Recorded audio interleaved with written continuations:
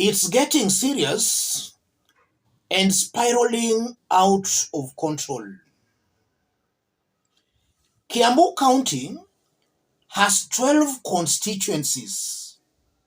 12 constituencies. Out of all these 12 constituencies, one constituency has been allocated 90% of the roads funds meant for Kiambu County. And that's Kimani Ichungwa's Kikuyu constituency. The remaining 11 constituencies are left to fight for the 10%. So it's no longer even about a shareholding government, but there is another shareholder within a shareholding government. Let's have a look at the information as shared out by Gathoni Wamuchomba, Githunguri Member of Parliament. Missing constituencies in the roads funds allocations as below. Thika, Gatundu South, Gatundu North, Juja, Kiambu Town, Limuru, Githunguri, Kiambaa. Those 8 constituencies have gotten 0 allocations from the road funds. The 8 have gotten 0 allocations. Wamuchomba shared out that table there. And you are seeing Kikuyu, Kikuyu, Kikuyu, Ruiru. Kikuyu, Kikuyu, Ruiru.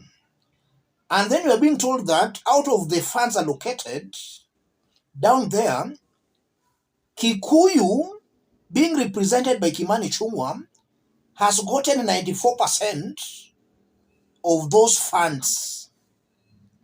Another table is down there.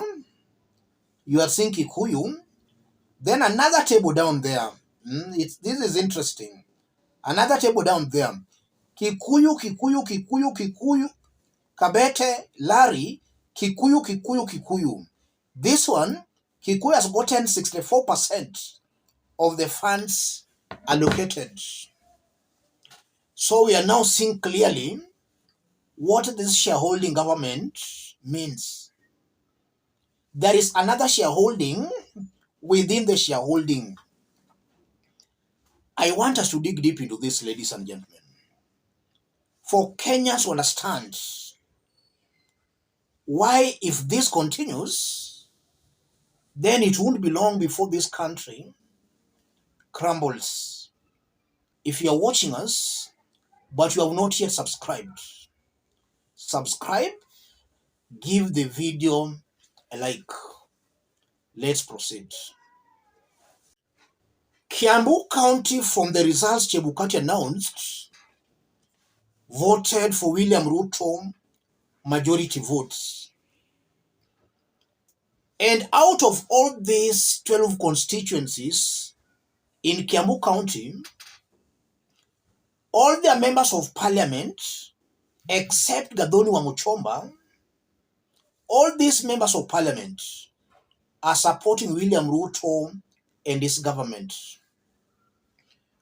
It's only Githunguri, being led by Gathoni Wamuchomba, that we can say is not really reading from the same page as these other MPs. But you are now seeing that when it comes to roads funds allocations, Kimani Ichungwa's constituency is getting over 90% of the allocations. What does this mean, ladies and gentlemen? This is a confirmation that this government, the entire operations of the government, have been politicized. Be it Kera, every ministry or every department has been compromised. There is no professionalism here. It's all about who is the closest to power. The closer you are to power, the more likely funds can be channeled in your direction. And in our next analysis, I'm also going to talk about the TSC appointment letters, where TSC is no longer advertising for positions, but we are seeing appointment letters being dished out by Kenya Kwanza members of parliament. TSC appointment letters being dished out by Kenya Kwanza members of parliament. And that is causing serious tension among the graduate teachers who are not in connection or in touch with these Kenya Kwanza leaders. And we have seen some graduate teachers from the Kalenjin Rift Valley complaining that only those with close links to those in power are being given those letters. So watoto ya maskini, those who have graduated, those ones will still remain jobless.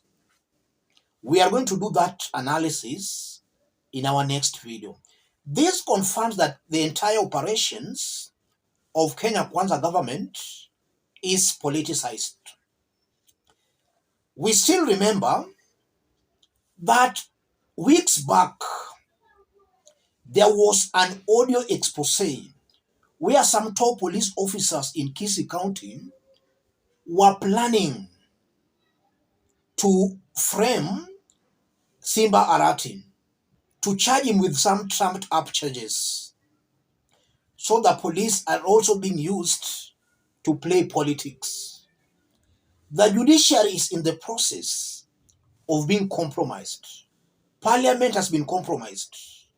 IBC, DCI, anti-corruption.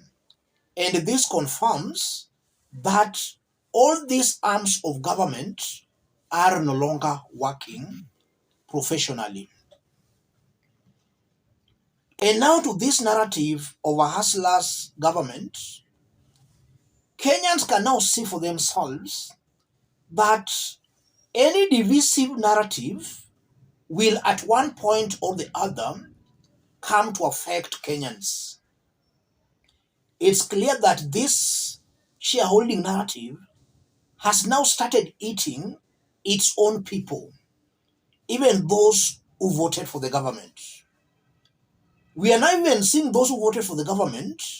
Some cannot get TSC appointment letters, courtesy to the hustler narrative, where the closer you are to power, the more likely you are to get a service or a favor. Kenyans should come out to resist this. It's clear that in the about 2 years, Ruto has been in power. Things have gone south. This is the most incompetent team ever seen in Kenya. A government by the most incompetent, the most divisive, and the most tribalistic ever seen in the history of Kenya. In the long run, Kenyans are going to gang up to rebel against this kind of a system. And that spells doom for William Ruto. And I'm saying it spells doom because Ruto sees nothing wrong with this. This has been happening. Kenyans have been complaining, but it appears no action is being taken. A confirmation that Ruto sees no problem with this.